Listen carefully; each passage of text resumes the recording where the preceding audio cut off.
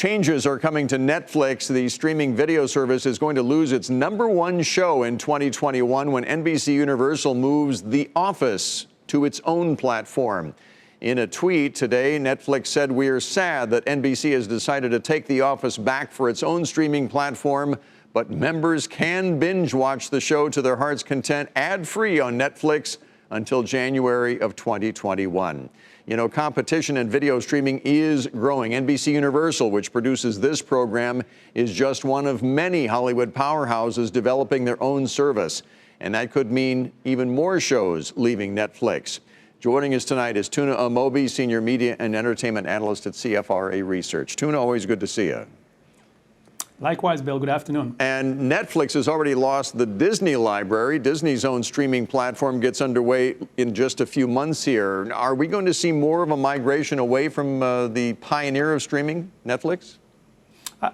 Absolutely. I think that's the way that the trend has been unfolding. And this is, by the way, an inevitable consequence of the streaming wars. I think all the studios are trying to strike a balance between, having some of their most popular offerings available for their own direct-to-consumer platforms, and also not foregoing too much revenues from third-party platforms such as Netflix, which for top shows like Office can run into potentially $100 million per year. So that's not a very easy balance to strike, and that's what we see a lot of studios grappling with as they look to kind of launch their own direct-to-consumer platforms. Early in the streaming, there was a lot of collaboration going on. Hulu was a good example of that. Now everybody wants their own service, don't they? So does that mean prices for production are going to go up even more as the competition heats up?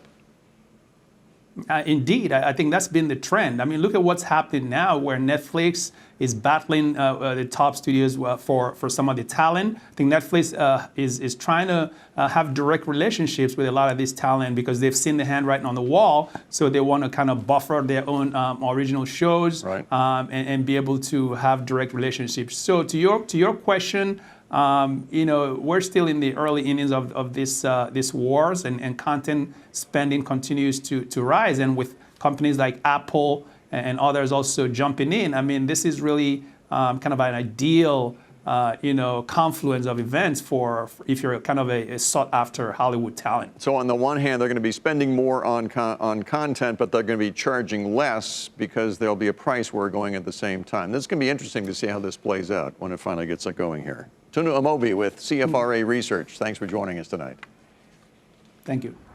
The real action today was in the energy market. Gasoline futures moved higher when it was announced that refinery outside Philadelphia that exploded last Friday is going to be permanently shut down. It was the largest and oldest refinery on the East Coast, accounted for nearly 30% of that region's refining capacity.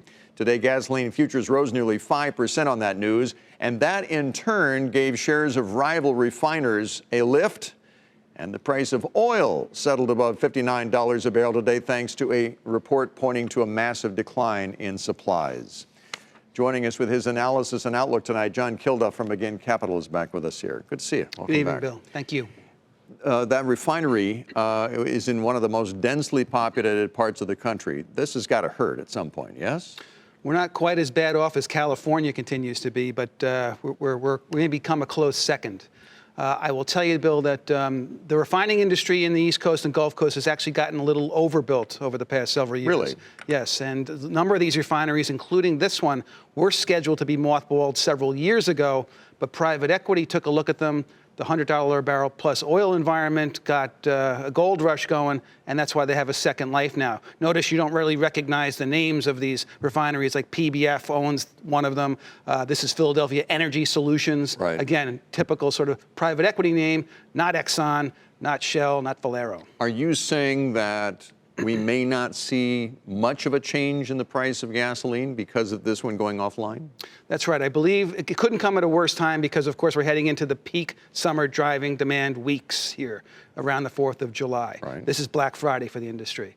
But yes, the answer to that question is yes. The pipeline capacity out of the Gulf Coast, the ability of Gulf Coast refiners to barge up gasoline to the region. Also, too, European refiners, when the arbitrage window opens, as we call it, when the price of gasoline gets dear here or high on the East Coast, the barrels find their way. So there'll be pain. Short-term at least, Short-term at least pain. And there may be a higher floor for prices going forward. But this is an industry that's highly competitive. And again, there still needs to maybe do some more rationalization or more mothballing of some refiners to ensure profitability. There was just a gasoline glut nationally, Bill, as recently as February. Yeah. Very quickly, another pop in the price of oil today. This after that recent big gain of 9% week over week. Is this still jitters about the geopolitics or what's going on here? It's been a slew of things. Obviously, the Iran tensions are front and center. Actually, the hopes for maybe a trade deal are ramping up demand prospects again. That's helping. But also, we're in a period right now where U.S. crude oil inventories are declining at a rapid rate because of refiners ramping up to meet the summer demand season here for gasoline. So that, too, is just making a sort of witch's brew of higher prices for now. John Kilduff of Again Capital. Always good to see you. Thank you, Bill. See you later. He's industrials analyst at CFRA Research, joining us now to talk about what he believes to be are the best and worst case scenarios for Boeing. Jim, good to see you again. Welcome back. Thanks, Bill. Let's start with the best case scenario. What do you think it is? Well, best case scenario is they are very close to having the software ready to go. They bring it to the FAA sometime in early September. The FAA, who was at Boeing's side through this whole process, who was in the simulators with Boeing, approves these planes, and they get back to flying early October. Then Boeing can start delivering all these planes that are parked at their facilities all over the country and start booking these revenues and getting this thing moving again. All right. Worst case scenario, how bad could it be?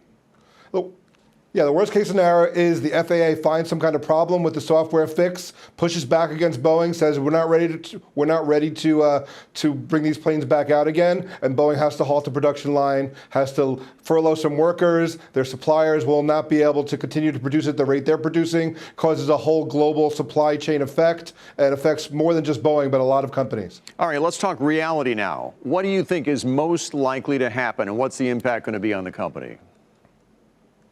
Yeah, I think Boeing was very careful not to announce a timeline for the return of the plane until they felt it was ready. Last week they said they felt it was going to be Q4. Today they said they felt it was going to be early Q4. So I think that they're fairly confident that they have the right fix in place. They've been testing it now for quite some time. And I think it's the most likely scenario is that before the end of 2019, that plane is flying in the air again. Even though some regulators here and abroad have said quietly that they don't think it flies until next year sometime. Yeah, I think that once the FAA gets on board, Boeing is going to have a coordinated effort with European regulators, with Brazilian, with all over the world. Once the plane is deemed to be safe, I think that there will be a push out to get everyone on board, and I think that they will be able to do so. All right. Jim Corridor with CFRA Research. Again, thanks for joining us tonight, Jim. Thank you, Bill. And joining us now to talk more about the state of the economy is Mark Wittner. He is a senior economist at Wells Fargo Securities. Welcome, Mark. Nice to have you here. Good to be back with you. So we heard some pretty downbeat news from FedEx a bit earlier in our program. But on the other hand, confidence among some key components of the economy, namely builders, is high. So as we go into this holiday season, what are you expecting? Well, the further you get away from the global economy, the better things look. And the U.S. is largely a domestic economy. And so we're holding up very well among all these trade winds that are blowing out of the trade war.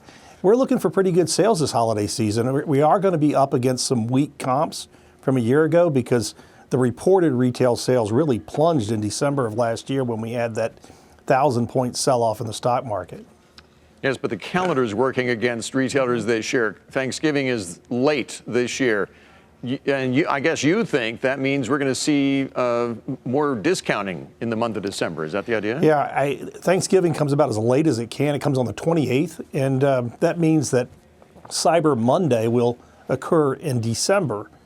So the bulk of online retail sales will show up in December. That should give us a real strong sales this year relative to last year. But a lot of consumers like to go out to the stores and look at the merchandise and then come back and buy it online. With the compressed timing between Thanksgiving and Christmas this year, I think it's going to be a good year for brick and mortar retailers too. Mark, what does this do for the Fed and its decision tomorrow, given what FedEx said? There is a global slowdown and it does affect the U.S. What are your expectations? Well, the volume of international trade has fallen over the last year, and that's something that you really don't see outside of a recession. So I think the Fed has to cut rates. They have to protect, give the economy as much downside protection as possible. We think they're probably going to cut rates again in October, and then probably take a step back and look and see how things are holding up.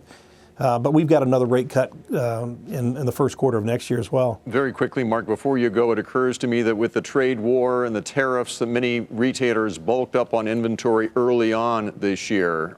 Did they overdo it? Is there a possibility of that, do you think?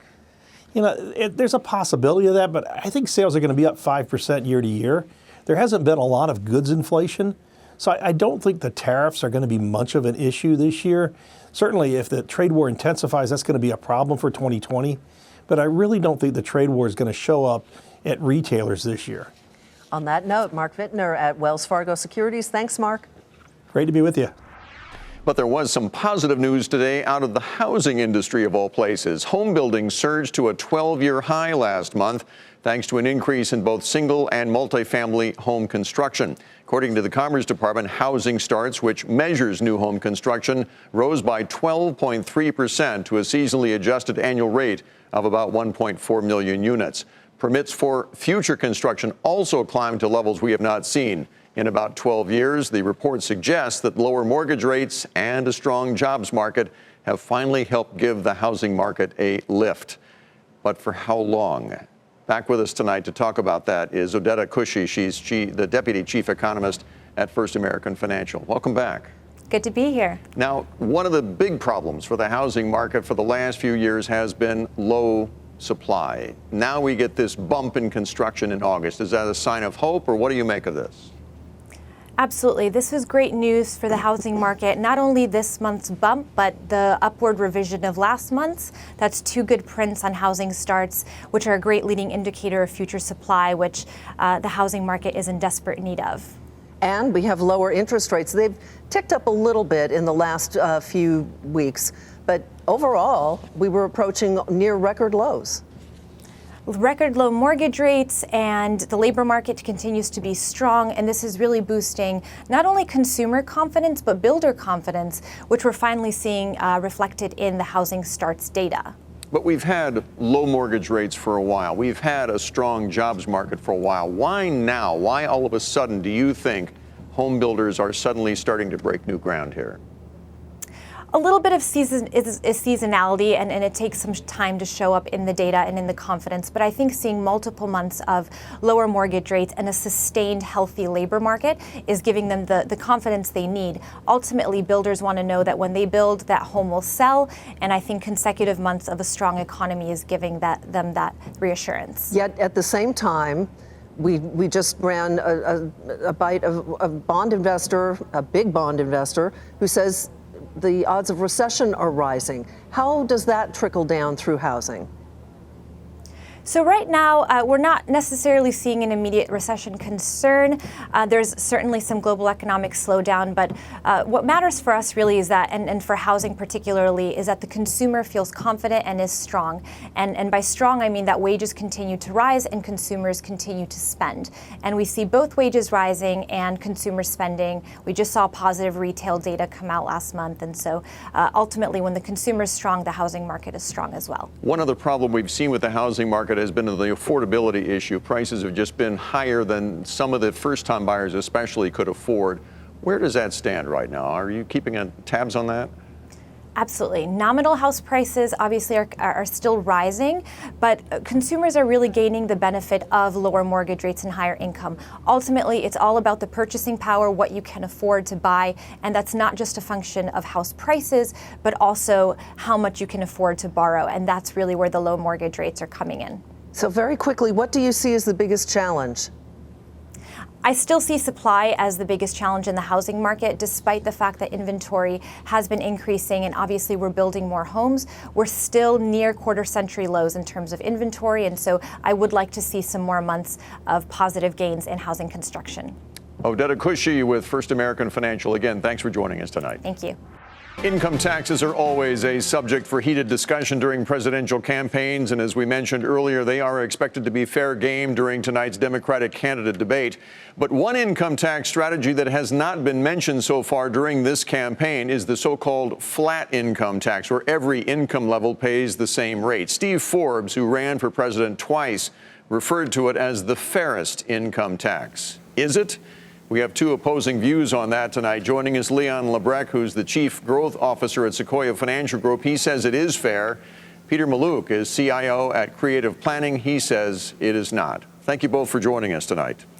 You bet. Leon, good to be here. Leon, make the case for the flat tax. Flat tax is fair. Everybody pays the same. If I make 1,000 times more, I pay 1,000 times more tax. It's simple. I don't need the IRS. I don't need a lot of bureaucracy. 93% of us could file our tax returns and not even have to do a tax return. And it cuts out all the bureaucracy. And it cuts out the loopholes. Guys who make a lot of money can get out of paying the tax. We can make it a lot simpler for everybody. We did it on the corporate side. We do it with Social Security. It's a flat rate tax. It works. All right, Peter, you do not think that the math adds up in a flat tax, and you also have some other issues in terms of income inequality. Tell us about it. Well, I think that the argument about simplification is a Trojan horse. So if you think about a flat tax, right now the top rate's 37% federal income tax. The bottom rate, people are paying around 10%. So if we're going to have a flat tax, let's assume it's not the highest rate. It's not 37%. We're not going to raise it on the huge majority of Americans. So let's say it's 20%. Well, that means that the wealthiest people saw their tax rate come down a lot. Where are we going to make that up? The only way you can make it up is by taxing poor people and the middle class more. And that does not sound like the most wonderful idea in the world that we live in today. So this is totally different than the debate about should income tax rates be a couple percent higher or lower, or capital gains rates be a little higher or lower. This is talking about a very radical shift of more wealth to the very, very, very top Americans. What do you say, Leon? Well, I say that Warren Buffett pays less income taxes than his receptionist, and that's a good example of the very, very wealthy, and I think Peter might agree with me, the very, very wealthy can reduce their taxes through a lot of different strategies. The middle class is who's getting hit the most, and I would also suggest to Peter that if we gave a deduction, like we said, anything under $54,000, there's zero tax, and then have a 17 or a 22% tax above that might accommodate the thing. The numbers could work. And I just think the simplification and the fairness of it makes a lot of sense. I'm curious, Leon, what you think a fair rate would be. If you're looking for a single flat rate, what would it be, do you think?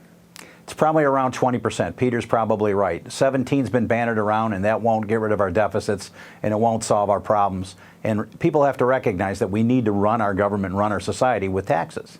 Peter, what about the issue that a number of people have raised, that a flat tax would simplify things, putting aside your point about income inequality, but it would simplify the whole system? So, I mean, the idea of the flat tax, the simplification argument, to me, doesn't tie with reality. So what is true is it's simple in the fact that there's no more deductions, there are no more exclusions and exemptions, there's no more homeowners deduction, there's no more 401k deduction, there's no more charitable deductions. So does that simplify the tax return? Of course it does. So you could get rid of your 100-page tax return and make it be one page with a flat tax. But you can do the exact same thing with a progressive tax that no longer has deductions and exclusions. These are one issue being used to cloud another one. So the idea that a flat tax is simple isn't correct. Getting rid of all the deductions and exemptions is what makes it simple. Can the first page of your return say, if you make $1 million, you pay 35%, and if you make $10,000, you pay 10%? Yes, that's not a lot of complexity. Separate, the issue we were talking about earlier, it's true, Warren Buffett doesn't pay a lot of income taxes. And I saw earlier on your segment, you have somebody, I can't remember who it was, proposing a higher capital gains rate. Right. Separate from the income tax issue, wealthy people are the ones that own things that are taxed at a capital gains rate. They own stocks and they own real estate. So that's the reason Warren Buffett, Jeff Bezos are not paying a lot of income taxes. Yes, it doesn't solve the problem for them, but that has nothing to do with why or why not we should have a flat tax. That's an argument of should the capital gains rate and the income tax rate be closer together, which is what Warren Buffett's proposed. Very good. We wish we had more time. We could go on, I know, but we must stop at this point. Leon Lebrecht from Sequoia Financial Group, Peter Mallouk from Creative Planning. Thank you both for joining us tonight. Thanks, guys.